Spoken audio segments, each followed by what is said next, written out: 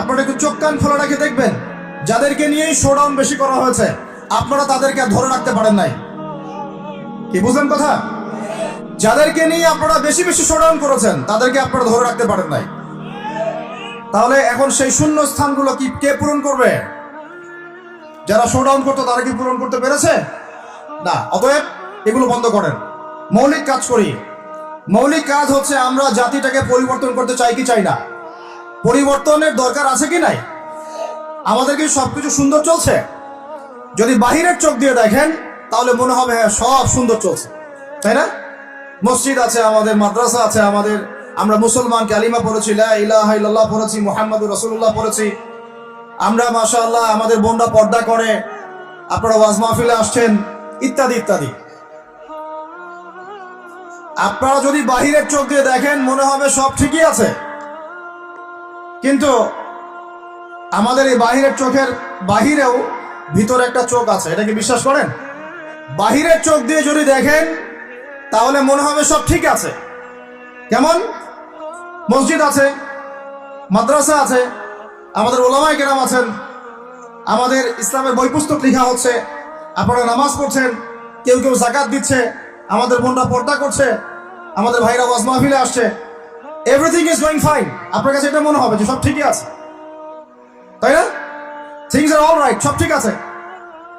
কিন্তু ভিতরের চোখ দিয়ে দেখা শিখলে আপনি বুঝবেন যে এই সব ঠিকের অন্তরালে আসলে কিছুই ঠিক নাই।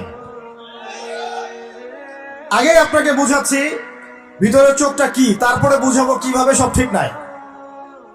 ভিতরের চোখটা বুঝতে হলে আপনাকে সূরা কাহফ পড়তে হবে। কোন সূরা ভাই? আরো জোরে বলি, কোন সূরা?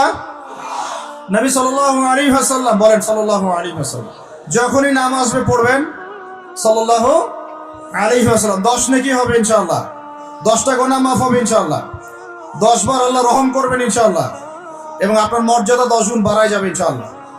যখনই নবী মুহাম্মাদের নাম আসবে পড়বেন সাল্লাল্লাহু আলাইহি ওয়াসাল্লাম, যে যত বেশি দরুদ পড়ে সে ইনশাআল্লাহ তাআলা তত নিশ্চিন্তে টেনশন ফ্রি জীবন যাপন করবে ইনশাআল্লাহ। ওই দলিলগুলো ইনশাআল্লাহ আরেকদিন দিব, আজকে এটা আলোচনার টপিক নয়। এখন নবী সাল্লাল্লাহু আলাইহি ওয়াসাল্লাম বলেছেন, যে ব্যক্তি জুমার দিনে সূরা কাহফ তেলাওয়াত করে, কোন দিনে ভাই? তাহলে এক জুমা থেকে আরেক জুমা পর্যন্ত আপনার জীবন, আপনার এই সময়টা আল্লাহ রাব্বুল আলামিন নূর দিয়ে ভরে দিবেন। সুবহানাল্লাহ। আরেকটা হাদিসে আসছে নবী সাল্লাল্লাহু আলাইহি ওয়াসাল্লাম বলেছেন, সূরা কাহফের প্রথম 10টা আয়াত অথবা শেষের 10টা আয়াত, আরেকটা বর্ণনা আসছে প্রথম 3টা আয়াত, মানে প্রথম 10 বা প্রথম 3 বা প্রথম 3, 10, শেষের 10 সবগুলোই, এগুলো যারা মুখস্থ করবে, আমল করবে, পাঠ করবে, তার জীবদ্দশায় যদি দাজ্জালও বের হয় সেই দাজ্জাল তার কোনো ক্ষতি করতে পারবে না। এই সূরাটাকে নবী সাল্লাল্লাহু আলাইহি ওয়াসাল্লাম দাজ্জালের সাথে সম্পৃক্ত করেছেন, অন্য সূরাকে করেন নাই। এই সূরাটা যখন আপনি পড়বেন অর্থসহ, আপনি দেখবেন এখানে 4টা গল্প আছে। কয়টা ভাই? এটাকে গল্প বলা ঠিক না, এটা হলো সত্য ঘটনা। এটা কি? সত্য ঘটনা। একটা হচ্ছে আসহাবুল কাহফের ঘটনা, গুহাবাসীর ঘটনা। 2 নম্বর হচ্ছে 2 বন্ধুর ঘটনা, একজন ধনী বিত্তশালী আর একজন অতি দরিদ্র ইমানদার। কখনো পড়েছিলেন কি? পড়া হয়েছিল? 3 নম্বর হচ্ছে যুলকারনাইন আলাইহিস সালাম, তার ঘটনা, নাম শুনেছেন? আর 4 নম্বর হচ্ছে নবী মুসা আলাইহিস সালাম এবং খিদর আলাইহিস সালামের ঘটনা। তো 4টা ঘটনা তো আজকে বলার সময় নাই, একটা খালি বলছি। কেন বলছি? আপনাকে বোঝাতে চাচ্ছি বাহিরের চোখ, বাহিরের কান, এগুলোর ভিতরেও একটা ভিতরের চোখ আছে, ভিতরের কান আছে। ওইটা যার জিন্দা আছে তার কলবে আল্লাহ নূর আছে ইনশাআল্লাহ। ওইটা যার জিন্দা নাই তার কাছে বাহিরের চোখ দিয়ে মনে হবে সব ঠিক চলছে। বাহিরের চোখ দিয়ে যে দেখে সে মনে করবে বিশ্বটা পুরো আগায় যাচ্ছে, উন্নতির দিকে, অগ্রগতির দিকে। আর যার ভিতরের কলবের চোখটা জিন্দা, সে দেখবে যে পুরো বিশ্ব আগায় যাচ্ছে কিয়ামতের দিকে। বাহিরের চোখ দিয়ে যে দেখে সে মনে করবে যে বিশ্ব রাজনীতির মনে হয় খুব সুন্দর অবস্থা, আর ভিতরের চোখ দিয়ে দেখলে আপনি বুঝবেন বিশ্ব রাজনীতি যাচ্ছে একটা মালহামার দিকে। বাইরের চোখ দিয়ে দেখবেন মনে হবে সব সুন্দর চলছে, আমরা হালাল খাচ্ছি, আর ভিতরের চোখ দিয়ে দেখলে দেখবেন যে 90% মানুষের রিজিক হারাম। বাইরের চোখ দিয়ে দেখলে আপনি মনে করবেন মেয়েরা এগিয়ে যাচ্ছে, মাশাআল্লাহ, কত উন্নতি, অগ্রগতি, প্রোগ্রেস, নারী জাগরণ আন্দোলন। আর ভিতরের চোখ দিয়ে দেখলে আপনি দেখবেন মেয়েরা আগাচ্ছে ঠিকই, কিন্তু আস্তে আস্তে তারা জাহান্নামের দিকে এগিয়ে যাচ্ছে। বাইরের চোখ দিয়ে আপনি দেখবেন মুসলিমদের সংখ্যা প্রচুর, আমাদের ভয় কিসে, এত সংখ্যা, লক্ষ লক্ষ, কোটি কোটি। ভিতরের চোখ দিয়ে দেখলে বুঝবেন প্রকৃত পাক্কা ইমানদারের সংখ্যা হাতে গোনা যায়।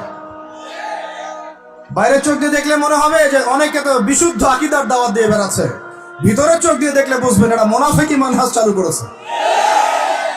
বাইরের চোখ দিয়ে দেখবেন মনে হবে যে মুসলমানরা হয়তো নির্যাতিত হচ্ছে, ওরা কখনো ঘুরে দাঁড়াতে পারবে না, ওরা মনে হয় শেষ হয়ে যাবে। ভিতরের চোখ দিয়ে দেখলে বুঝবেন মুসলমানরা অচিরেই বাইতুল মুকাদ্দাস জয় করবে ইনশাআল্লাহ। আমি বুঝাতে চাচ্ছি বাইরের চোখ আর ভিতরের চোখ এক। ভিতরের চোখ খুলবে কোন সূরায়? ওই সূরার মধ্যে কয়টা গল্প আছে? তার মধ্যে একটা হচ্ছে নবী মূসা এবং খিদির আলাইহিস সালামের গল্প। এইটা একটু শেয়ার করতে চাই, লোভ সামলাতে পারছি না, করব। নবী মূসা আলাইহিস সালাম একদিন বক্তব্য দিচ্ছেন। কি দিচ্ছেন? বক্তব্যকে আরবিতে খুতবা বলা হয়। তো একজন দাঁড়িয়ে বললেন, বনু ইসরাইলদের একজন, হে ইয়া মূসা, আপনি তো চমৎকার একটা বক্তব্য দিয়েছেন, আপনার চেয়ে কোনো জ্ঞানী মানুষ কি পৃথিবীতে এখন আছে? নবী মূসা আলাইহিস সালাম বলছেন, না, আমার জানা মতে আমার চেয়ে কোনো জ্ঞানী মানুষ এখন পৃথিবীতে নাই। স্বাভাবিক, কারণ তিনি তখন নবী, নবীর কাছে আল্লাহর ওহী আসে, তিনি সবচেয়ে জ্ঞানী হবেন, স্বাভাবিক। আল্লাহ রাব্বুল আলামিন বললেন, মূসা, তোমার চাইতেও জ্ঞানী আমার এক বান্দা আছে। বলেন সুবহানাল্লাহ। নবী মূসা আলাইহিস সালাম যখনই শুনতে পারলেন যে আমার চেয়েও জ্ঞানী একজন বান্দা আছেন, তিনি বললেন যে আমি তার সাথে দেখা করতে চাই, আমি তার সাথে দেখা করতে চাই। যুবকরা শোনেন, জ্ঞানী মানুষের সন্ধান পাওয়ার পরে নবী মূসা নবী হয়েও দূর দূরান্ত সফর করেছেন ওই জ্ঞানী মানুষের সাথে সাক্ষাৎ করার জন্য। তা আপনারা রেডিমেড ইসলাম চান, আপনারা ফেসবুক শরীফে ইসলাম চান, ইউটিউব শরীফে ইসলাম চান, কিন্তু সফর করে, কষ্ট করে, পরিশ্রম করে আলেম ওলামা পর্যন্ত পৌঁছাতে চান না। 3 ঘন্টা বক্তব্য শুনতে রাজি আছেন, কিন্তু আপনারা 3 ঘন্টা কোরআন তেলাওয়াত করতে চান না। তো রেডিমেড জিনিস পেলে মানুষের মূল্য বোঝে না। ওই যে সাহাবীরা যারা রক্ত দিয়ে ইসলাম প্রতিষ্ঠা করেছে, তারা জানতেন ইসলাম কি জিনিস। আমরা রেডিমেড পেয়েছি, তো আমরা বুঝি না ইসলাম কি জিনিস, আমরা বুঝি না, বিশ্বাস করেন আমরা বুঝি না। তো যাই হোক, তো মূসা আলাইহিস সালাম বলছেন, যদি আমাকে যুগ যুগ ধরে সফর করতে হয় তবুও আমি সফর করব, তারপরেও আমি তার সাক্ষাৎ চাই। আল্লাহ পাক বললেন, ঠিক আছে, তাকে পাবে যখন মাজমাউল বাহরাইন বলা হয়, 2 সমুদ্র যেখানে মিলে যাবে সেখানে তুমি আমার সেই বান্দাকে পাবে। কোথায় পাবে ভাই?